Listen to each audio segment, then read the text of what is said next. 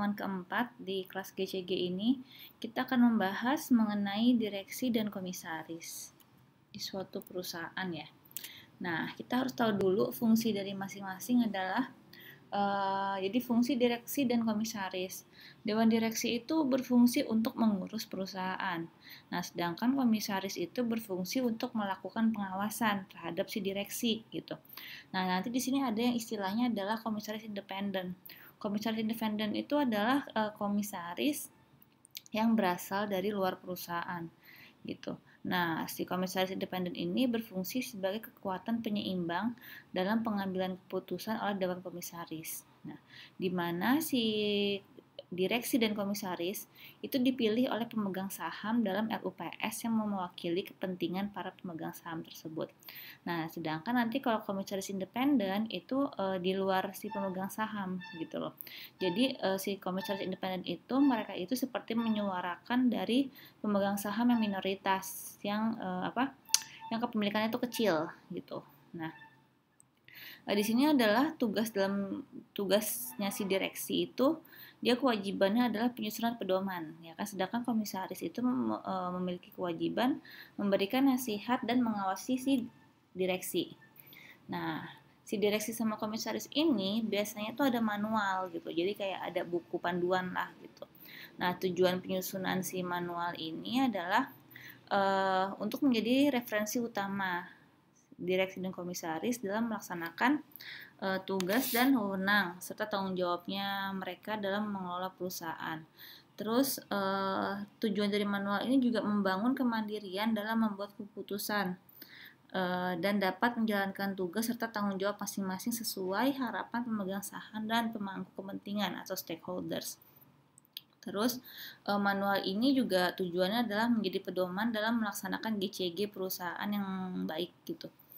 Nah, apa aja sih gitu kan hal yang perlu dimasukkan dalam penyusunan pedoman ini? Yang pertama adalah tujuan dan ruang lingkup direksi sama komisaris gitu. Terus visi misi, nilai, tujuan, sasaran perusahaan sama struktur organisasi perusahaan. Terus yang pastinya adalah prinsip-prinsip GCG, sistem pengendalian perusahaan gimana, nilai-nilai etika bisnis, terus kayak aturan perilaku perusahaan. Terus juga harus berisi mekanisme penunjukan si calon direksi sama komisaris, terus termasuk sama kriteria persyaratannya untuk jadi direksi sama komisaris, proses seleksinya gimana, sama fit and proper testnya kayak gimana. Terus yang kelima adalah pembagian tugas dari si direksi sama komisaris juga harus ada tuh di manualnya gitu, beserta ruang lingkup dari wewenang dan tanggung jawab yang diatur secara jelas. Terus dalam manual juga harus berisi tata cara penyelenggaraan rapat direksi, rapat komisaris, terus harus berisi rapat umum pemegang saham, pengkajian kinerja direksi, gitu. Nah, ini semua bisa kalian baca di halaman 27 ya. Nah, sekarang kita lihat regulasi direksi gitu. Jadi direksi menurut peraturan-peraturan. Nah, di dalam undang-undang BUMN itu tuh direksi itu diatur di pasal 16. Ini bisa kalian baca di halaman 27-28 ya. Nah, di dalam undang-undang BUMN ini itu membahas pasal 16 itu mengenai pengangkatan direksi BUMN tuh kayak gimana gitu diaturnya. Terus mengenai pemberhentian direksi itu harusnya gimana di BUMN. Terus mengenai kewajiban direksi, mengenai larangan bagi direksi gitu. Nah, ini semua bisa kalian baca ya di halaman 27 sampai 29 deh kalau yang menurut BUMN. Terus kalau yang menurut peraturan Kementerian BUMN itu sama sebenarnya intinya adalah tentang penerapan GCG perusahaan yang baik gitu. Jadi direksi itu harus melakukan tugasnya dengan itikat baik untuk kepentingan BUMN. Intinya sih gitu sih. Terus jadi terus direksi itu dilarang melakukan tindakan yang mempunyai konflik kepentingan gitu. Terus untuk yang menurut Undang-Undang Perseroan Terbatas itu diatur di pasal 293 syarat-syarat anggota direksi itu apa gitu. Orang perorangan yang cakap melakukan perbuatan hukum kecuali dalam 5 tahun terakhir sebelum pengangkatannya pernah dinyatakan pailit gitu. Terus kalau untuk yang OJK itu diatur di pasal 2, pasal 3 sama pasal 4. Kalau untuk pasal 2 itu di Undang Peraturan OJK itu mengenai berapa banyaknya anggota direksi. Terus pasal 3-nya mengenai kalau si direksi itu diangkat sama diberhentikan oleh RUPS. Terus pasal 4 tuh syarat yang menjadi direksi itu apa gitu. Jadi ini intinya apa ya? Undang-undang membahas mengenai undang-undang yang membahas mengenai direksi-direksi lah gitu. Oke, persyaratan direksi, tugas direksi gitu. Ini di masih undang-undang, bisa kalian baca di ini ya, di buku ya. Nah, ini apa namanya? Regulasi mengenai komisaris lumayan banyak nih. Ada menurut Undang-Undang BUMN, menurut Undang-Undang PT, menurut Undang-Undang Pasar Modal, itu bisa kalian baca di buku ya untuk masing-masingnya gitu. Kalau untuk yang Undang-Undang BUMN tuh banyak itu tuh diatur kalau masa jabatan komisaris itu cuma 5 tahun, terus dapat diangkat kembali untuk 1 kali masa jabatan, jadi maksimal tuh 2 periode gitu. Terus syarat-syarat komisaris tuh apa gitu. Kalau Undang-Undang PT itu komisaris tuh diaturnya itu syarat-syarat juga untuk komisaris tuh apa. Terus untuk yang apa pasar modal itu di situ tuh disebutin kalau komisaris sebagai pihak yang turut bertanggung jawab bila ikut menandatangani setiap dokumen yang berhubungan dengan penyampaian informasi. Kalau untuk yang peraturan bursa efek itu tuh diatur bahwa jumlah komisaris independen haruslah secara proporsional seimbang dengan jumlah saham yang dimiliki oleh pihak yang bukan merupakan pemegang saham pengendali, yaitu ini ya apa namanya minoritas ya. Jadi komisaris independen itu sekurang-kurangnya itu harus 30% dari seluruh jumlah komisaris karena mereka itu yang mewakili saham-saham minoritas gitu. Terus si komisaris independen ini dilarang untuk memiliki hubungan terafiliasi baik dengan pemegang saham pengendali, direktur, komisaris lain, dan untuk bekerja rangkap dengan perusahaan terafiliasi. Jadi komisaris ini harus benar-benar orang yang independen di luar dari si perusahaan gitu. Terus kalau menurut OJK itu sama, mereka tuh juga mengatur paling kurang terdiri dari 2 orang anggota Dewan Komisaris. Terus 1 diantaranya minimal itu komisaris independen gitu. Terus jumlah komisaris independen itu 30% dari jumlah anggota Dewan Komisaris. Terus 1 diantara Dewan Komisaris diangkat menjadi komisaris utama gitu. Ini banyak banget ya kalau yang menurut GCG itu mengaturnya itu tentang bahwa si komisaris itu bertanggung jawab dan berwenang untuk mengawasi kebijakan dan tindakan direksi gitu. Terus kalau untuk yang komisaris menurut si Istiqom nih, Indonesian Associate of Independent Commissioner. Jadi paguyuban komisaris independen Indonesia itu ada pedomannya sendiri, itu diatur oleh Istiqom, ya isinya adalah pengertian dari komisaris independen, misi komisaris independen, tanggung jawab komisaris independen gitu. Terus kalau untuk yang di perbankan itu mengenai komisaris independen itu ditetapkan paling kurang 50% dari jumlah anggota Dewan Komisaris. Nah, kalau di perusahaan biasa kan 30% ya dari total Dewan Komisaris. Kalau di perbankan, komisaris independen itu ditetapkan minimal itu 50% dari Dewan Komisaris gitu. Terus ini bisa kalian baca di mana di buku tentang masing-masing peraturan undang-undang. Nah, ini adalah program orientasi bagi direksi dan komisaris baru gitu. Nah, jadi kan waktu pas misalnya mereka baru pertama kali diangkat menjadi direksi atau komisaris di suatu perusahaan, maka kan perlu dong melakukan orientasi dulu kan, pengenalan perusahaan gitu kan di masing-masing perusahaan gitu. Nah, ini ada di sini dibahas mengenai yang di BUMN sama yang di perusahaan publik. Kalau yang di BUMN itu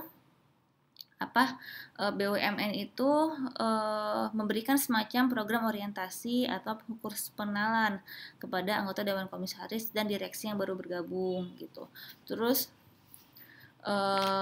jadi isi dari program yang ada di BUMN itu adalah pelaksanaan prinsip-prinsip GCG oleh BUMN, terus gambaran mengenai BUMN terkait dengan tujuan, sifat, sama ruang lingkup kegiatannya, isi orientasinya itu. Terus keterangan berkaitan dengan kewenangan yang didelegasikan anggota audit internal dan eksternal, sistem dan pengendalian internal termasuk komite audit gitu. Sama keterangan mengenai tugas dan tanggung jawab dewan komisaris dan direksi serta hal-hal yang tidak diperbolehkan. Nah, program pengenalannya ini nih di BUMN tuh bisa berupa presentasi, pertemuan, kunjungan perusahaan, sama pengkajian dokumen. Nah, kalau untuk yang di perusahaan publik itu biasanya itu tuh si perusahaan itu mereka itu melaksanakan si orientasinya ini itu dilakukan melalui kerjasama dengan pihak ketiga, biasanya sama ISIKOM yaitu Indonesian Associate of Independent Commissioner yang tadi sama bekerja sama FCGI yaitu Forum of Corporate Governance in Indonesia gitu. Karena dua lembaga ini tuh kayak misalnya si ISIKOM, dia tuh telah menyusun pedoman komisaris independen yang diharapkan dapat menjadi sumber inspirasi bagi para komisaris independen di perusahaan publik. Terus kenapa sama si VCGI? Karena VCGI itu adalah organisasi non pemerintah dan yang beranggotakan berbagai asosiasi bisnis dan profesi yang bekerja sama dan berpartisipasi dalam mengembangkan dan mensosialisasikan praktik terbaik dari GCG kepada dunia bisnis di Indonesia. Jadi kalau untuk perusahaan publik biasanya mereka itu bekerja sama ISIKOM sama FCGI, sedangkan kalau BUMN itu mereka melakukannya sendiri ya untuk orientasinya bagi direksi sama komisaris yang baru. Nah, ini bukan perang tapi peran direksi dan komisaris independen gitu. Nah, di sini yang dimasukkan dengan independen itu adalah keberadaan mereka sebagai yang tadi saya sebutin ya, wakil dari pemegang saham independen atau minoritas, termasuk mewakili kepentingan lainnya, misalnya investor gitu loh. Jadi di dalam komisaris sama si direksi itu seenggaknya harus ada si yang independen gitu loh. Jadi di luar dari perusahaan. Jadi tidak ada hubungannya sama perusahaan, sama pemegang saham, sama perusahaan terafiliasi. Pokoknya mereka benar-benar independen, yaitu yang di luar perusahaan, karena mereka itu mewakili pemegang saham minoritas yang kepemilikannya kecil gitu. Nah, persyaratannya yang bersangkutan tidak terafiliasi dengan komisaris dan direksi lainnya, dan selama 6 bulan sebelum waktu penunjukan mereka bukan staf perusahaan yang bersangkutan. Jadi benar-benar harus orang di luar dari perusahaan dan tidak terhubung sama sekali dengan komisaris sama direksi yang lainnya gitu loh. Nah, terus masa jabatannya itu maksimum 2 periode. Nah, masing-masing periode itu beda-beda ya kan, ada yang 4 tahun, ada yang 5 tahun, tapi intinya adalah mereka itu maksimum itu hanya 2 periode, nggak boleh lebih.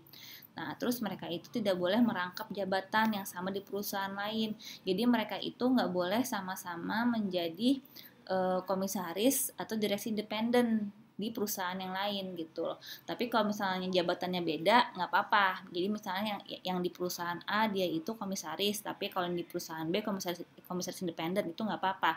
Tapi kalau mereka sama-sama komisaris independen itu nggak boleh gitu. Terus apa lagi ya? Oh ya, sama yang itu ya, yang tadi ya. Jadi komisaris independen itu seperti yang udah saya sebutkan minimal 30% dari jumlah anggota dewan komisaris kalau yang di BEI ya. Tapi kalau yang di perbankan adalah minimal 50% gitu loh. Terus kalau misalnya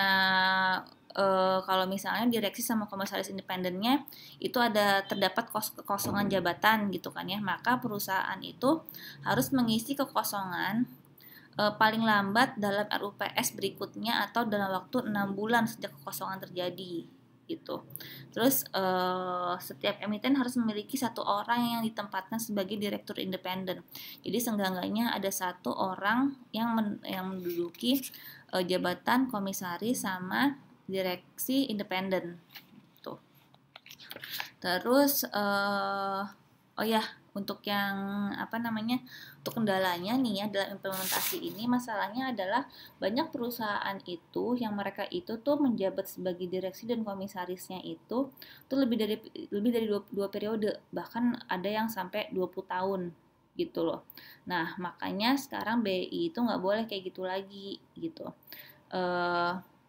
Kenapa? Karena kan semakin lama mereka menduduki jabatan itu, takutnya kan sikapnya kan udah nggak independen lagi kan, udah kayak udah tercampur lah gitu. Jadi dikhawatirkan akan membuat mereka tuh nggak independen lagi kalau mereka menjabatnya itu terlalu lama gitu loh. Terus masalah rangkap jabatan. Jadi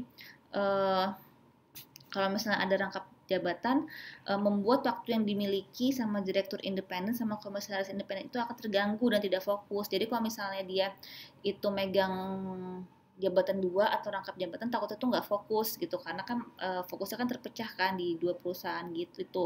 Terus dari itu takutnya juga uh, potensi adanya konflik kepentingan gitu. Makanya BEI itu membatasi bahwa mereka itu nggak boleh rangkap jabatan. Tapi yang paling berat itu adalah itu sih yang 2 periode itu, karena hampir 80% itu mereka itu jabatannya itu melebihi 2 periode gitu. Terus apalagi ya kendalanya itu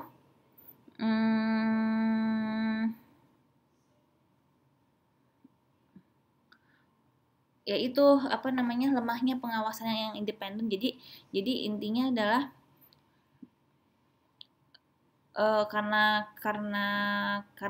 jadi banyak orang yang menganggap bahwa komisaris sama si direksi independen ini cuman hanya sebuah untuk menaati sebuah regulasi aja gitu loh. Padahal sebenarnya lemahnya pengawasan terhadap manajemen itu tuh mengindikasikan penyebab krisis finansial dulu di Asia gitu.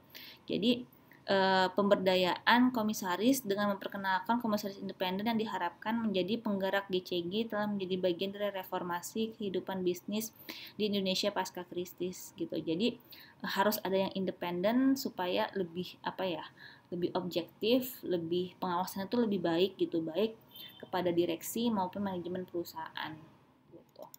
Oke, sekian dari saya untuk kelas GCG. Assalamualaikum warahmatullahi wabarakatuh.